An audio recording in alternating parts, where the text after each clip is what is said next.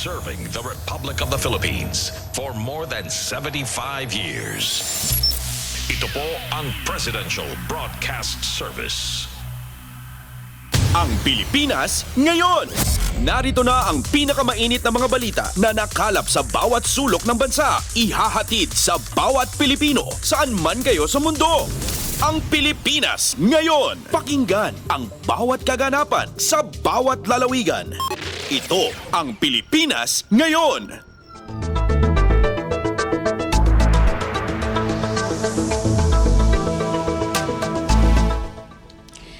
Magandang araw sa ating mga tagapakinig. Welcome po muli sa ating programang Ang Pilipinas Ngayon. Napapakinggan po ninyo saan mang bahagi ng mundo sa pamamagitan ng ating himpilang Radyo Pilipinas World Service ng Presidential Broadcast Service.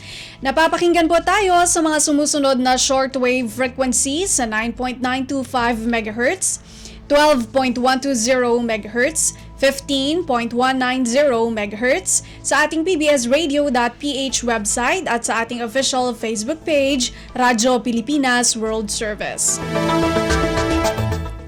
Ito po si Bea Gaza. Samahan po ninyo ako sa kabuuan ng ating programa ngayong araw. Kapapalooban pa rin po syempre ng mga mahalagang balita. Mula dito sa ating bansa kasama na ang mga segmentong business, sports, showbiz at ang mga ulat mula sa iba't ibang rehiyon ng Pilipinas. Antabayanan po at sa inyo na sa ilang sandali ang kabuuan ng ating programang Ang Pilipinas Ngayon. Mga kaganapan sa Kamaynilaan at mga kalapit na lalawigan dito sa Ang Pilipinas Ngayon.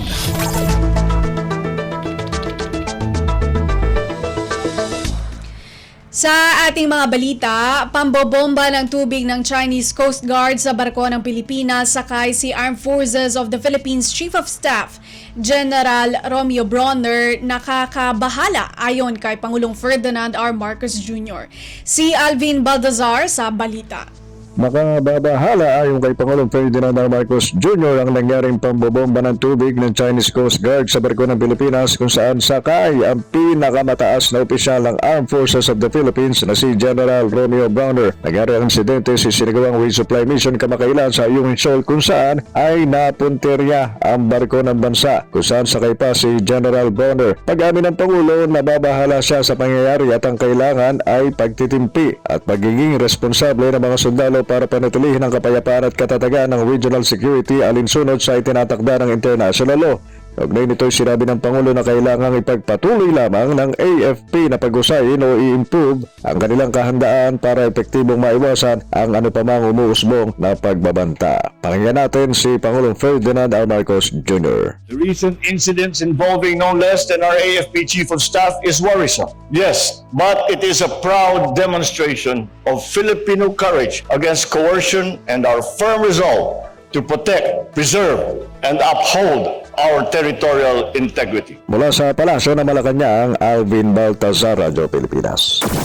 Kumpleto, detalyadong balitaan, di papahuli sa mahahalagang kaganapan. Kamustahin ang inang bayan, ang Pilipinas ngayon.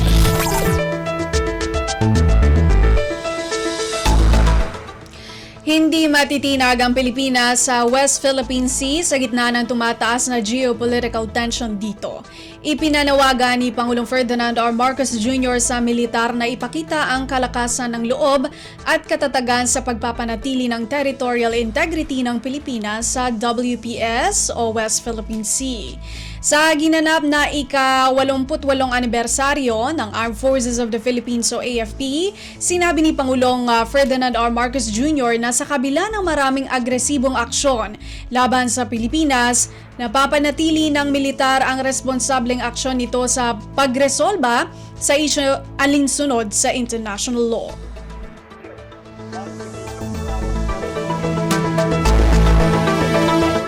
And our firm resolve to protect, preserve, and uphold our territorial integrity. I know that our soldiers and our troops espouse the same values and principles, and they remain undeterred by actions that stir tension.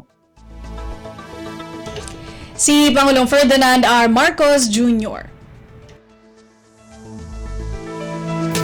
Pasada ng mga balita mula sa Pilipinas para sa mga Pilipino saan man sa mundo. Ang Pilipinas ngayon. Inaprobahan ni Pangulong Ferdinand R. Marcos Jr. ang pagtataas sa buwanang gratuity pay para sa Medal of Valor awardees ng Armed Forces of the Philippines. Kapwa inirekomenda ito ng Department of National Defense at Armed Forces of the Philippines o AFP. Ayon kay Pangulong Marcos, patunay ito na pinahahalagahan ng bansa ang kadakilaan at sakripisyo ng mga miyembro ng AFP para sa bayan. Provide our heroes with a tangible and meaningful reward, highlighting our commitment to support and to honor our war heroes. Si Pangulong Ferdinand R. Marcos Jr. Kumpleto, detalyadong balitaan, di papahuli sa mahahalagang kaganapan. Kamustahin ang inang bayan, ang Pilipinas ngayon. Hinimok ni Pangulong Ferdinand R. Marcos Jr. ang Armed Forces of the Philippines na palakasin ang alyansa at ugnayan nito sa kanilang foreign counterparts para mapalakas ang kanilang kakayahan sa depensa. Payo ng Pangulo sa militar, ipagpatuloy nila ang pagsasaliksik nang sa gayon ay magkaroon pa ng mga kasunduan na nakabatay sa iisang hangarin at saloobin at kapwa sumulong para sa interes ng bayan. As the arm of government tasked with upholding national security, AFP must continue to improve its readiness to effectively prevent and to respond to properly the current and emerging threats. Si Pangulong Ferdinand R. Marcos Jr. Pasada ng mga balita mula sa Pilipinas para sa mga Pilipino saan man sa mundo. Ang Pilipinas ngayon.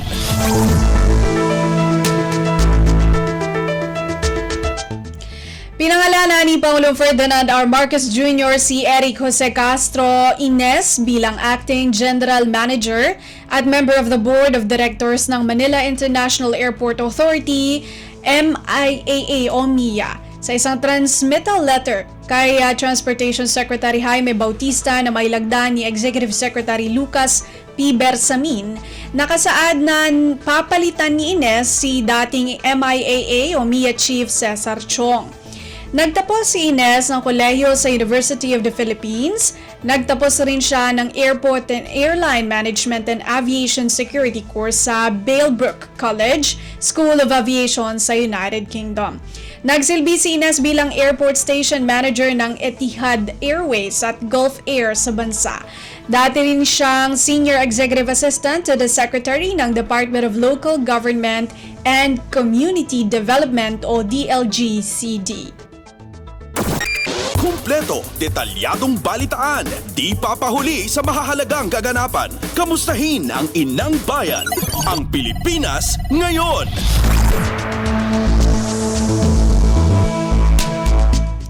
Idineklara ni Pangulong Ferdinand R. Marcos Jr. ang 9 na individual bilang manlilikha ng bayan for 2023. Dito kinilala ni Pangulong Marcos ang kakaibang talento at kahusayan sa oral traditions, embroidery, traditional dance, paghahabi, chanting at iba pa. Sa bisa ng Proclamation No. 427, idineklara bilang manlilikha ng bayan for 2023 sina Adelita Romualdo Bagcal, Abina Tawide Cogwit, Sakinur Ain Mugong de las Las at Bundos Bansil Fara. Kasama rin sa siyam sina Marife Ravidas Ganahon, Amparo Balansi Mabanag, Samporronya Pagsak Madanlo, Barbara Kibed Ofong at Rosie Godwino Sula na idineklarang manlilikha ng bayan for 2023. Pasada ng mga balita mula sa Pilipinas para sa mga Pilipino saan man sa mundo. Ang Pilipinas ngayon.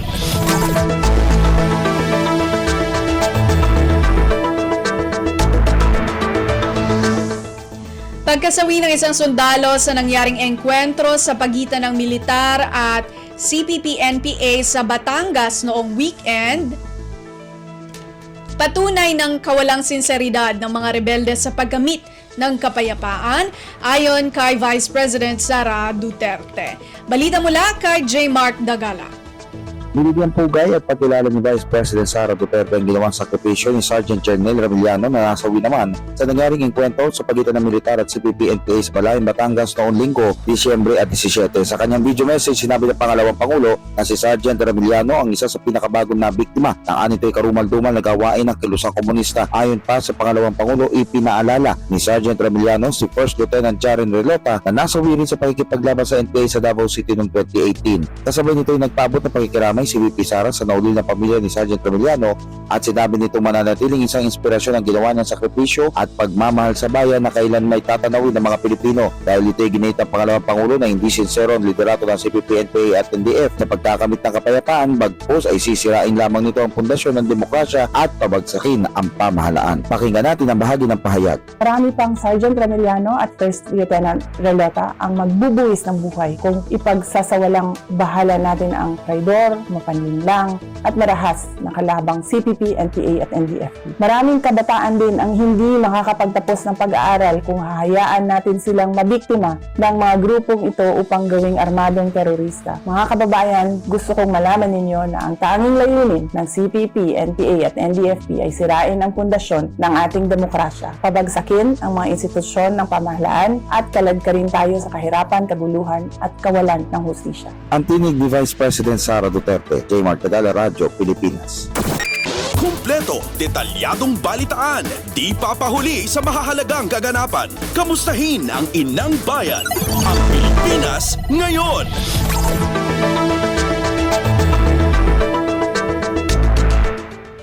Senate Majority Leader Joel Villanueva isinusulong ang pagkakaroon ng Senate inquiry para masilip ang mga programa at mga proyekto ng pamahalaan sa pagresolba ng problema ng trapiko sa Maynila. Narito si Nympha Asuncion. Isinusulong ni Senate Majority Leader Joel Villanueva na magkaroon ng Senate inquiry para masilip ang mga programa at proyekto ng pamahalaan sa pagresolba ng lumalalang problema sa trapiko sa Metro Manila at iba pang lungsod sa Pilipinas. Sa inihaing Senate Resolution 859 ni Villanueva, tinukoy nitong mayroong personal, social, environmental at economic impact ang traffic congestion. Binigyan diin ng Majority Leader ang babala ng MMDA na lalala ang bigat ng daloy ng trapiko ngayong holiday season. Katunayan, sa datos ng ahensya, tumaas ng 10 to 20% ang traffic volume sa EDSA noong 2022. Katumbas yan ang aabot sa 417 hanggang 430,000 mga sasakyang dumadaan sa itinuturing na major thoroughfare ng Metro Manila. Dagdag pa niya dito ang pagtaas ng bilang ng mga turista tuwing buwan ng Disyembre. Pinunto rin ni Villanueva ang pagtaya ng JICA na posibleng umabot ng 6 billion pesos kada araw ang mawawala sa ekonomiya ng bansa pagdating ng 2030 dahil sa trapiko. Dahil dito, sinabi ng mambabatas na kailangang reviewin ang mga polisiya, programa at plano ng DOTR, MMDA, DILG at iba pang ahensya ng gobyerno sa pagsasaayos ng daloy ng trapiko sa mga lansangan sa Pilipinas. Ito si Nympha Asuncion para sa Radyo Pilipinas. Pasada ng mga balita mula sa Pilipinas para sa mga Pilipino saan man sa mundo. Ang Pilipinas ngayon.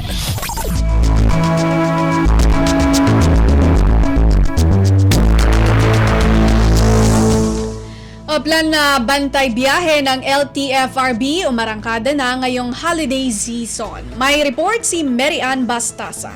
Nakatutok na ang Land Transportation Franchising Regulatory Board o LTFRB sa mga pampubliko at pribadong terminal sa iba't ibang sulok ng bansa ngayong ramdam na ang holiday exodus. Ito'y bahagi ng Oplan Bantay Biyahe Pasko 2023 ng ahensya tungo sa isang ligtas at komportable pampublikong transportasyon sa pagsapit ng Pasko ngayong taon. Kaugnay niyan ay nag-iikot na ang iba't ibang kawani ng LTFRB sa mga terminal upang masigurong nasa mabuting kondisyon ang mga pampublikong sasakyan na pumapasada, higit lalo ngayong holiday season kung saan dagsa ang mga pasahero. Nakalatag na rin ang mga complaint at public assistance help desk para agarang maaksyonan ang mga hinaing ng mga commuter. Ayon sa LTFRB, magbabantay ito sa mga terminal katuwang iba't iba pang ahensya hanggang sa January 7, 2024. Ito si Mary Ann Bastasa para sa Radyo Pilipinas.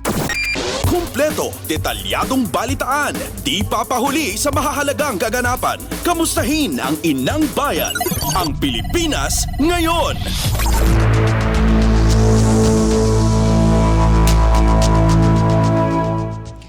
Pambansang pondo sa susunod na taon magsisilbing pro-poor at pro-growth budget. Magulat si Kathleen Forbes. Para kay Camarines Sur, Representative Elre Villaferte, ang bagong lagdang 5.768 trillion 2024 national budget ay isang pro-poor at pro-growth budget na makakapagpabuti ng buhay ng mga Pilipino at makapagpapaangat sa ekonomiya ng bansa. Tinukoy nito na pasok sa 2024 budget ang dinobleng pondo para sa pensyon ng mahihirap ng senior citizens. Pinagdaanan din anya ng pondo ang pinalawak na rice voucher system na tinawag na Bagong Pilipinas Community Assistance and Rice Distribution o CARD para mabigyan ng dekalidad ng bigas ang may 7 milyong mahihirap na Pilipino. May pondo rin umano para sa pagpapatuloy ng 4Ps program at ang bagong ayuda sa kapos sa kita program. Maliban dito, may suporta din anya sa mga magsasaka. 10 bilyon ay para sa production input at 60 bilyon ay para sa irigasyon. Suportado naman ni Villaferte ang pagpapatuloy o paggamit ng oversight function ng Kamara upang matiyak na maipatutupad ng tama ang naturang mga programa at proyekto ng gobyerno. Ito si Kathleen Forbes para sa Radyo Pilipinas. Pasada ng mga balita mula sa Pilipinas para sa mga Pilipino saan man sa mundo. Ang Pilipinas ngayon.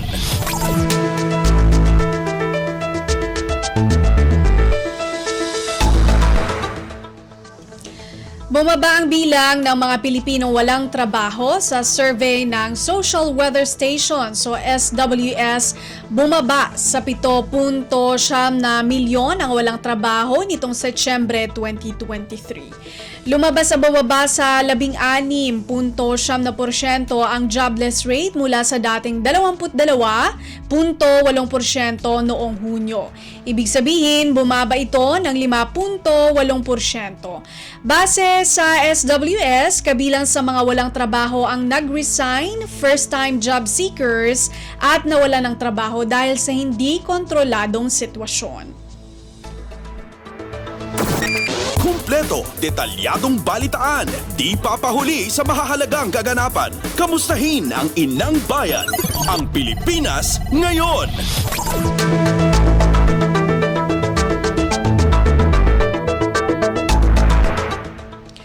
Kasabay ng pagdiriwang ng International Migrants Day, binigyang pugay ni Senate President Pro Tempore Loren Legarda ang mga overseas Filipino worker o OFWs na anyay haligi ng ekonomiya ng Pilipinas. Ayon kay Legarda, napakalaki ng tulong sa ating ekonomiya ng mga OFW dahil sa tulong ng kanilang dollar remittances ay gumaganda ang ekonomiya ng bansa. Kaya naman bilang mambabatas ay isinusulong ni Legarda ang ilang mga panukalang batas para sa mga OFW. Kabilang na dito ang panukalang OFW Remittance Protection Act, SSS coverage para sa lahat ng mga OFW, panukalang Overseas Absentee Voting Act, Magna Carta for Seafarers Law na nakatakdang lagdaan ni Pangulong Ferdinand R. Marcos Jr. at ang pagbubukas ng mga embahada at konsulada sa iba't ibang mga bansa kung saan dumarami ang bilang ng mga OFW. Sa datos ng Bangko Sentral ng Pilipinas o BSP, aabutin ng $37 billion ang dollar remittance ng mga OFW ngayong taong 2023. Pasada ng mga balita mula sa Pilipinas para sa mga Pilipino saan man sa mundo. Ang Pilipinas ngayon. Bangko Sentral ng Pilipinas muling pinagtibay ang commitment sa kanilang inflation target na 2 hanggang 4% sa susunod na 3 taon. Si Melanie Valdos Reyes sa report. Muling pinagtibay ng Bangko Sentral ng Pilipinas ang commitment nito sa kanilang inflation target na 2 to 4% sa susunod na 3 taon. Ayon sa BSP, nakatutok sila sa paggabay ng inflation alinsunod sa medium-term target. Sinabi ni BSP Governor Elly Remolona ang pasya ng pamahalaan na i-retain ang medium inflation target ay patunay sa kanilang hangarin na gawin ang lahat upang maibaba ang inflation. Anya, mananatili silang nakabantay at data-dependent sa pagpapasya ng patakaran sa monetary policy at patuloy na mapaunlad ang presyo at katatagalang pananalapi sa bansa. Diin ni Remolona para sa ekonomiya ng Pilipinas, makatwiran ang target nilang 2 to 4% inflation upang matiyak ang price stability. Dagdag pa ng BSP Chief na ang 3-year medium-term inflation target ay consistent sa forward-looking approach ng monetary policy upang manatili ang inflation expectation na nakaangkla sa inflation target. Melanie Valdos Reyes para sa Radyo Pilipinas. Kumpleto, detalyadong balitaan, di papahuli sa mahahalagang kaganapan. Kamustahin ang inang bayan, ang Pilipinas ngayon.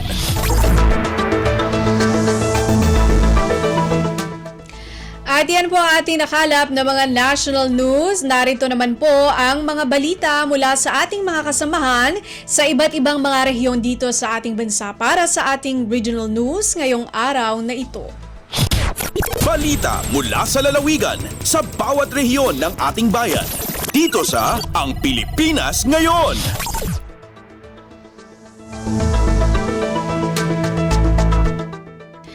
Pagsusustine ng sanitasyon sa Mountain Province, nais makamit ng pamahalaang panlalawigan sa pamamagitan ng programang Zero Open Defecation.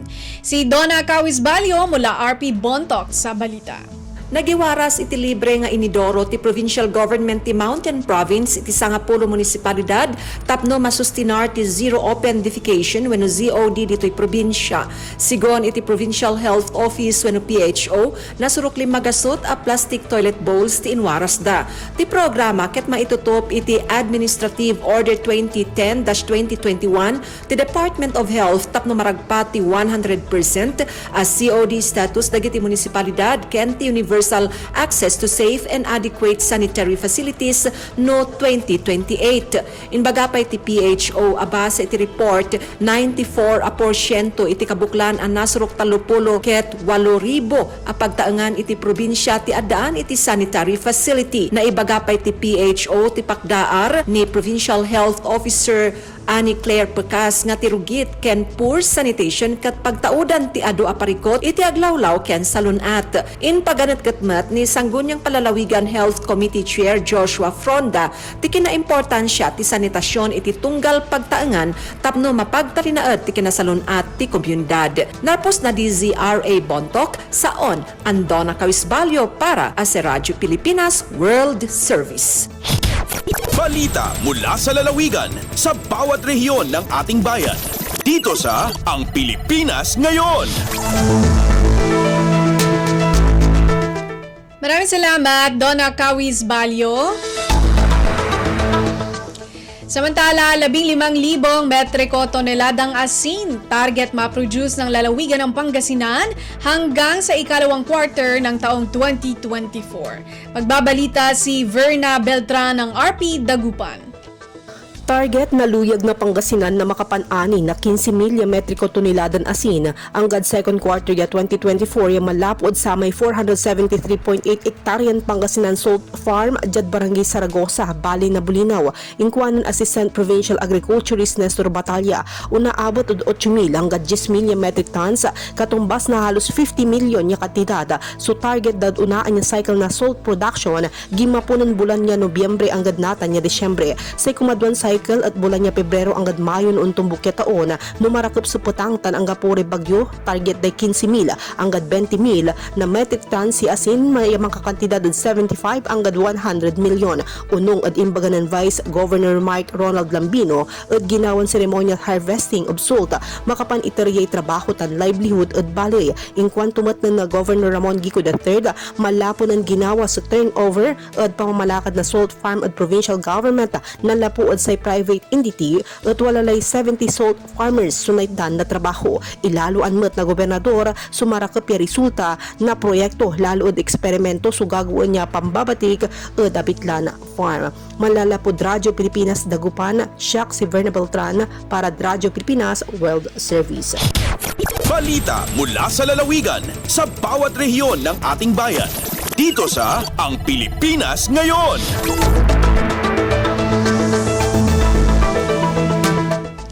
Maraming salamat, Verna Beltran.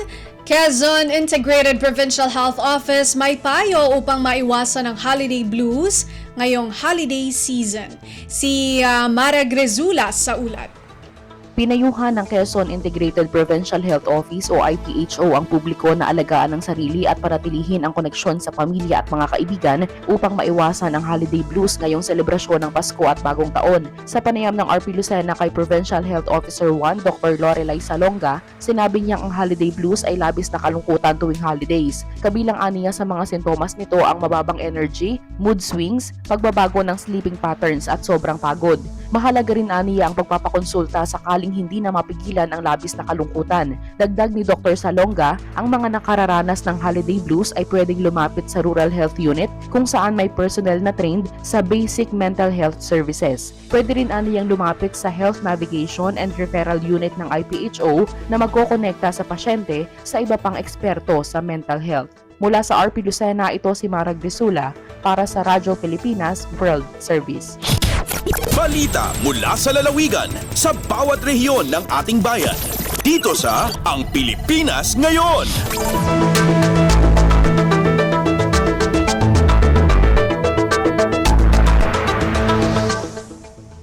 Maraming salamat, Mara Grezula. Provincial Director Police Colonel Peter Uy Limbawan pinangunahan ng installation ng bagong mga hepe ng pulisya sa Samar. Mula RP Calbayog, mag-uulat si Charmaine Perito. Ginpangunahan ni Provincial Director Police Colonel Peter Uy Limbawan ang installation sa mga hepe sa pulisya sa upat nga mga munisipyo sa probinsya sa Samar, partikular sa Santa Rita, Paranas, Hinabangan ug Gandara. Nagkamay-ada turnover of office ceremony sa Samar Police Provincial Office nga ginatenderan ni Gandara MPS Incoming Chief of Police, Police Lieutenant Colonel Daryl Chua, Hinabangan MPS Incoming Chief of Police, Police Lieutenant Colonel Rex Pabunan, Santa Rita MPS Incoming Chief of Police, Police Major Kim Wendell Montilla, ug Paranas MPS Incoming Chief of Police, Police Captain Aldwin Asistol. Kinpaabot naman ni Provincial Director Police Colonel Peter Uy Limbawan ang iya pasasalamat sa mga Police Commission Officers sa neralampas duha ka tuig nga excellent police service sa era previously assigned municipalities nga nakakontribuwar sa overall performance sa bugos nga puwersa sa Samar Police Provincial Office. Balita tikang sa Radyo Pilipinas Calbayog, Charmaine Perito para sa Radyo Pilipinas World Service. Balita mula sa lalawigan sa bawat rehiyon ng ating bayan. Dito sa Ang Pilipinas Ngayon.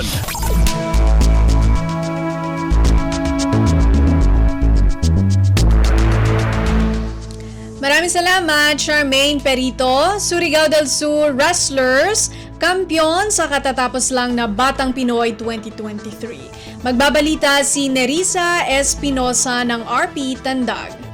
Nahimong overall champion ang Team Kamayo Wrestling Group sa Surigao del Sur sa bago lamang natapos nga Batang Pinoy 2023 niadtong Disyembre 18 hangtod sa 20 nga gipahigayon sa Valenzuela Sports Complex sa Kauluhan. Nahibaluan nga nagpakita sa ilang kahanas sa maong event ang Team Kamayo gikan sa Anibungan National High School sa Barangay Anibungan, Lungsod sa Lianga. Nakakuha og 8 ka gold medals, 1 ka silver ug 5 ka bronze medals ang Team Kamayo. Tungod niini mapasigarbuhon si Governor Alexander Pimentel sa gipakita nga kahanas sa event nga wrestling sa maong grupo na mahayag usab og iyang kalipay ang gobernador sa kadungganan nga gihatag sa Team Kamayo. Gikan sa RP Tandag kini si Nerissa Espinosa alang sa Radyo Pilipinas World Service. Balita mula sa lalawigan sa bawat rehiyon ng ating bayan. Dito sa Ang Pilipinas Ngayon.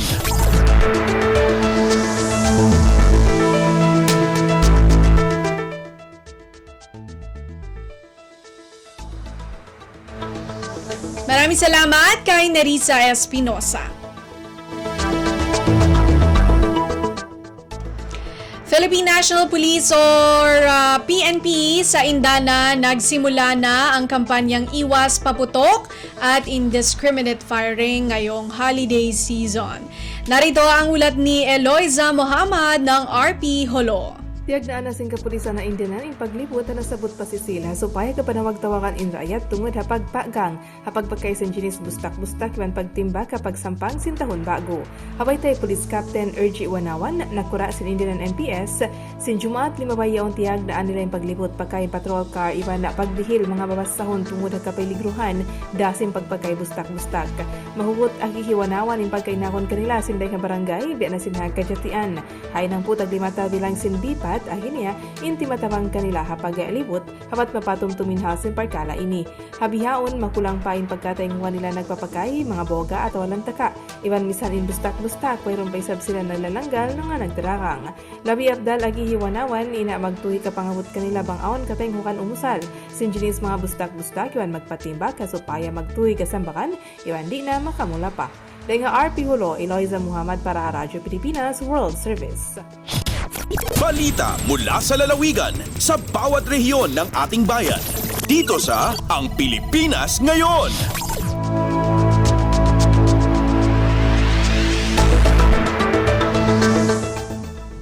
Maraming salamat kay Eloisa Muhammad. Narinig po ninyo ang kabuuan ng mga balita mula po sa iba't ibang lalawigan dito sa Pilipinas sa pamamagitan po ng ating regional news.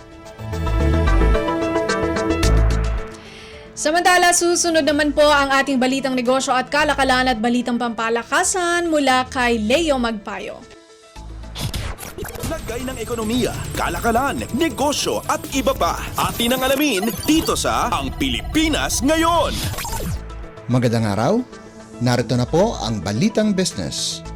Sinabi ng Department of Energy o DOE na posible pang magbago ang tinatayang supply and demand ng kuryente sa darating na taon bunsod ng El Nino phenomenon.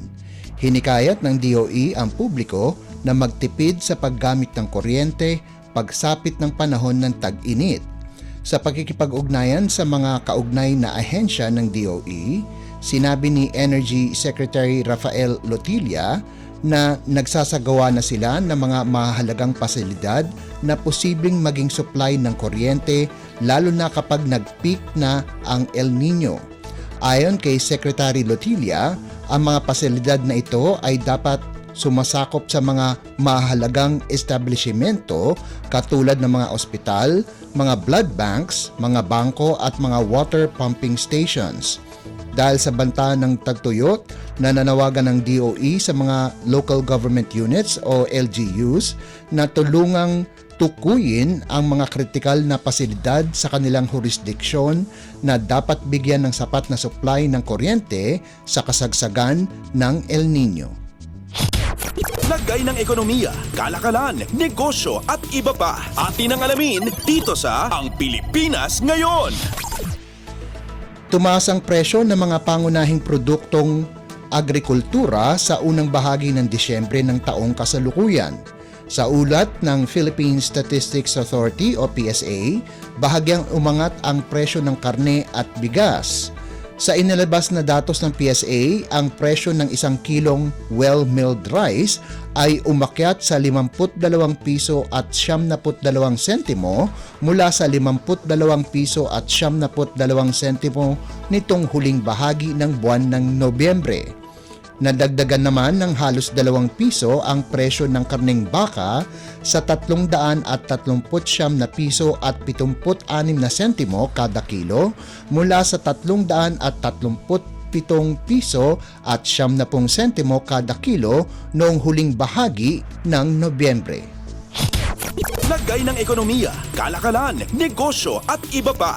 Atin ang alamin dito sa Ang Pilipinas Ngayon. Humiram ng 7 bilyong piso ang Manila Water sa Land Bank of the Philippines para pondohan ang kanilang capital expenditure para sa susunod na taon. Sinabi ng Philippine Stock Exchange na babayaran ng utility company ang utang sa loob ng 10 taon.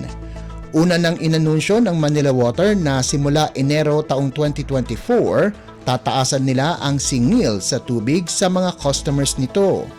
Ang nasabing pagtaas ay nagkakahalaga ng 6 na piso at 41 sentimo kada cubic meter. Matatandaan na inaprubahan ng Metropolitan Waterworks and Sewerage System o MWSS ang mas mataas na singil para sa 2 concessionaires ng Manila Water at Maynilad noong nakaraang taon, ngunit ang mga ito ay pautay-utay lamang sa loob ng 5 taon simula Enero. Lagay ng ekonomiya, kalakalan, negosyo at iba pa. Atin ang alamin dito sa Ang Pilipinas Ngayon. At para naman sa sports balita, Updates at pinakahuling mga usapin sa mundo ng palakasan. Atin ang pakinggan dito sa Ang Pilipinas Ngayon. Nakakuha din ng panalo sa wakas ang TNT Tropang Giga sa pagpapatuloy ng East Asia Super League o EASL na kasalukuyang ginaganap sa Santa Rosa Sports Complex. Ang magkapatid na Hollis Jefferson na si Ronday at Ralier ang nanguna sa scoring department ng TNT laban sa Taipei Fubon Braves sa bisa ng 80-69 panalo. Ang nakababatang Hollis Jefferson na si Ronday ang nanguna para sa Tropang Giga sa nagawa nitong 35 puntos, 11 rebounds at 5 steals, habang sumunod naman sa scoring department ang kanyang nakatatandang kapatid na si Ralier na nagambag ng 22 puntos, 9 rebounds, 4 na assists at 4 na steals.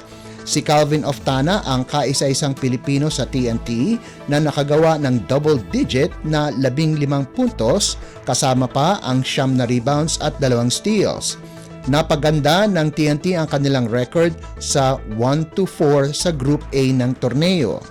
Nanalo ang Braves sa kanilang unang pagtatakbo 107-96, subalit ngayon ay hindi nakapaglaro si Mike Singletary at nalimitahan ng TNT si Chris Johnson sa 19 na puntos kung saan sa una nilang laban ay humataw ito ng 29 na puntos. Ang Filipino-American at Taipei Fubon import na si Cedric Bearfield ay nagtapos ng 15 puntos sa panig ng Braves.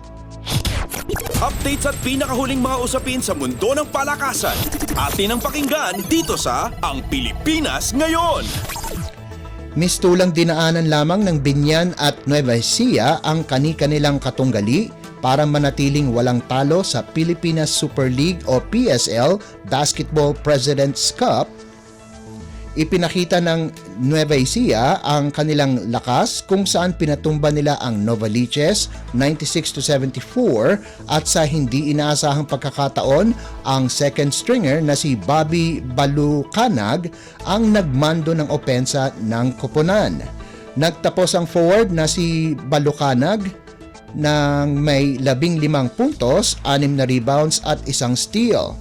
Nakakuha naman ng tulong si Balucanag kay Eman Calo na nagposte ng 12 puntos para sa Capitals na nakuha ang kanilang ikapitong sunod-sunod na panalo sa torneo. Sa isa pang laro, tinambakan ng Binyan Tatak Gel ang CV Siniloan 92-61. Nanguna muli sa opensa ng Tatak Gel si Joseph Peña Redondo kung saan nagtapos siya ng may 15 markers mula sa 6 of 9 shooting. Hindi naman nagpahuli sina Pamboy Raimundo at Junjun Halyare na kapwa nakascore ng 11 puntos bawat isa habang muntika ng makagawa ng double-double si Jaymar Gimpayan sa nagawa nitong 10 puntos at 9 na rebounds para sa Binyan. Updates at pinakahuling mga usapin sa mundo ng palakasan. Atin ang pakinggan dito sa Ang Pilipinas Ngayon. Lumabas na kampiyon ang 747 Dota team ng Converge Fiber Xers sa PBA Esports Bakbakan Dota 2 Tournament kung saan tinalo nila ang Manta Esports ng Barangay Ginebra sa finals ng kompetisyon na nakaakit ng mahigit 160 grupo. Tinalo ng 747 Dota ang Manta Esports 3-2 sa isang thriller na finals para kunin ang premyong 150,000 piso sa unang season ng PBA Esports Bakbakan. Binubuo nina Marvin Bumi Rushton, Mohammad In Your Dream Anugrah, Daud DB Budiawan, Carl Baldovino at Juaniel Arcilia ang winning team. Ang grupo naman ng Manta Esports na sina Carl Drake Ricafrente, Edgy Blue Ikot, Jaquem Kimizu Gumalan, Dex Mahalon Gohan Dignadice, Mohamed Kuch Al-Musali at James Lord Garcia ay kinuha ang premyong 70,000 piso. Ang iba pang PBA-sponsored teams na nakapasok sa torneo ay ang Blackwater Bossing Smooth Racer Showbox, NLEX Road Warriors Team G, Terra Firma Jeep Noir, Meralco Bolts Midnight Lambingan, San Miguel Beerman Ragtag, Rain or Shine Elasto Painters Team Bislog, Phoenix Super LPG Sharks, Northport Batang Pier Alagad ni Balong, Magnolia Hotshots Team FX at TNT Tropang Giga D-Roar Seed. Updates at pinakahuling mga usapin sa mundo ng palakasan. Atin ang pakinggan dito sa Ang Pilipinas Ngayon. At yan ang pinakahuling balita sa larangan ng palakasan. Para sa Radyo Pilipinas World Service, ito po si Leo Magpayo. Magandang araw. Updates at pinakahuling mga usapin sa mundo ng palakasan. Atin ang pakinggan dito sa Ang Pilipinas Ngayon.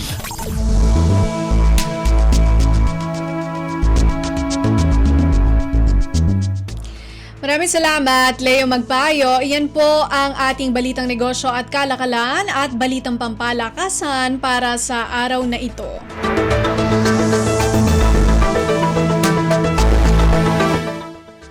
Dumako naman po tayo sa showbiz balita. Alamin natin ang mga chismis mula sa mundo ng showbiz sa pamamagitan po ng ating kasamang si Mama JT. Ang latest, ang hottest sa showbiz and entertainment. Heto na sa Ang Pilipinas Ngayon. Halo! Magandang araw sa ating mga chismoso at chismosa na nag-aabang ng ating balitang artista. Nandito na si Mama JT para magatid ng mga trending na balita sa mundo ng showbiz. Ito na, ang ratsyada ng mga chika. And sa unang pagkakataon, diretsahan ng inamin ng award-winning actress na si Cherry Pie Picache na totoong hiwalay na sila ni Edu Manzano. Pero agad humirit ang kapamilya star na kahit wala siyang jowa ngayon ay hindi magiging malamig ang pagdiriwang niya ng Pasko at Bagong Taon. And matagal-tagal rin daw silang nag-break ni Edu pero anya nananatili pa rin ang kanilang pagkakaibigan dahil maayos naman daw silang naghiwalay. Pagsisiguro ni Cherry, quote and unquote, we're very good friends. He's a very good person, very good friend, and you know, we will always love each other. And ayaw na daw magbigay ng iba pang detalye ang premyadong actress tungkol sa separation nila ni Edu. Basta ang importante ay napanatili nila ng aktor ang kanilang friendship. Pero inamin niya na hindi rin naging madali ang kanyang pag-move on sa breakup nila ni Edu. Kaya naman, nagpapasalamat siya na nalampasan niya ang naturang yugto ng kanyang buhay.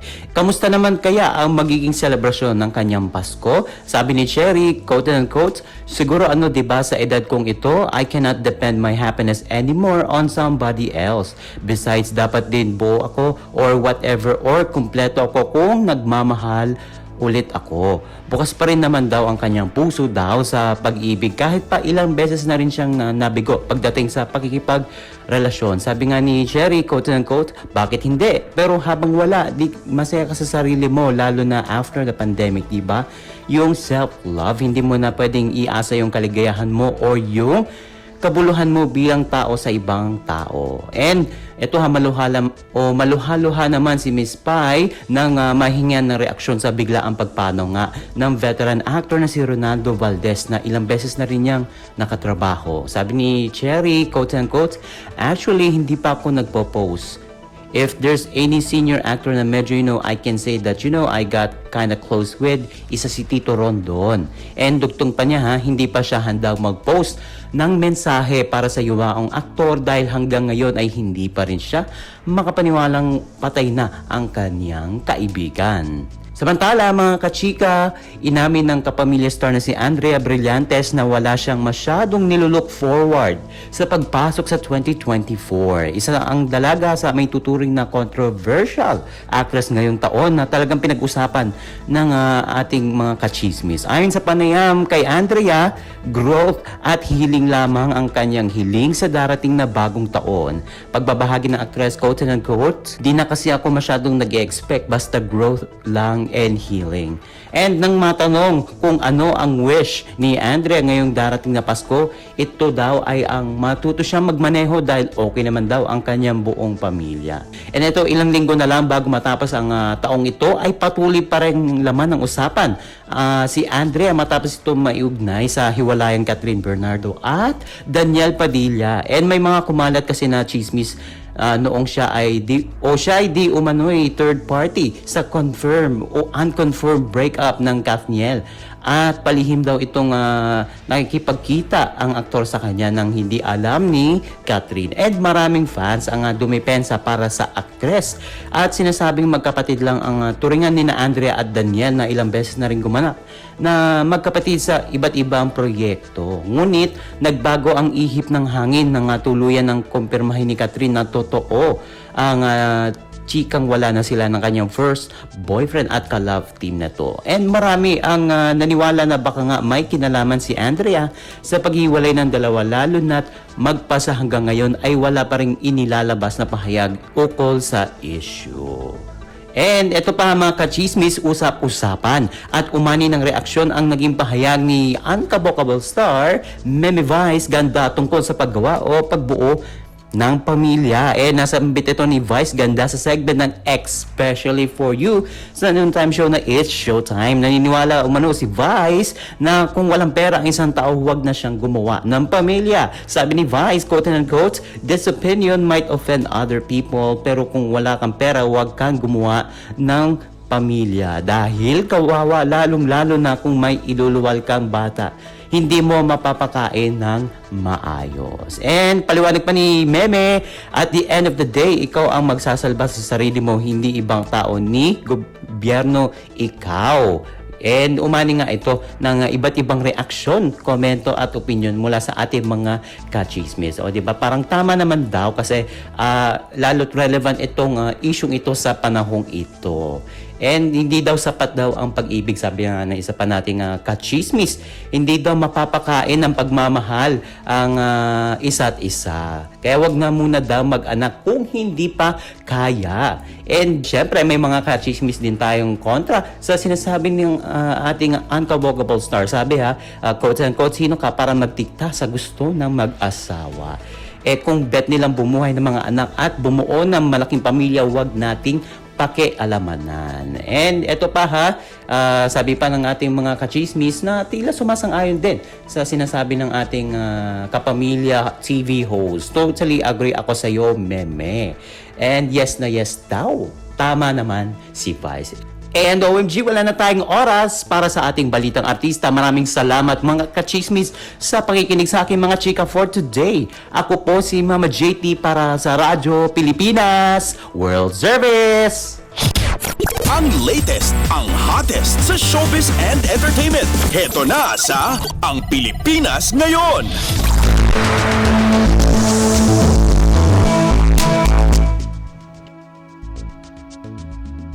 Narinig po ninyo ang kabuuan ng ating programang Ang Pilipinas Ngayon. Maraming salamat sa ating mga nakasama sa technical side, Milo Jonella, Susan Aison at Anthony Pimentel. Maraming salamat din sa ating executive producer, Steph Vicente at Jerome Toledo, na naghatid sa atin din ng ating showbiz balita.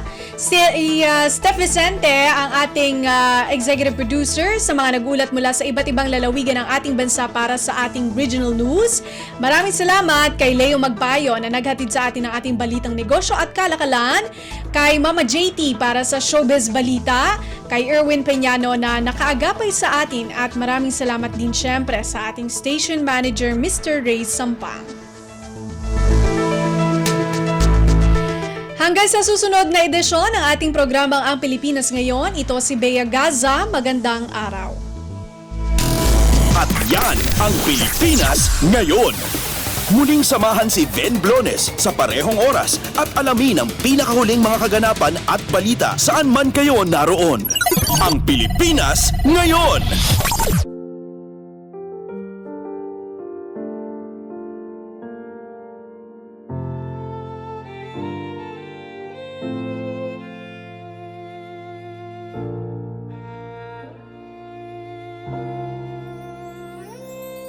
Ang tanging may pamamaan ako'y edukasyong Pilipino.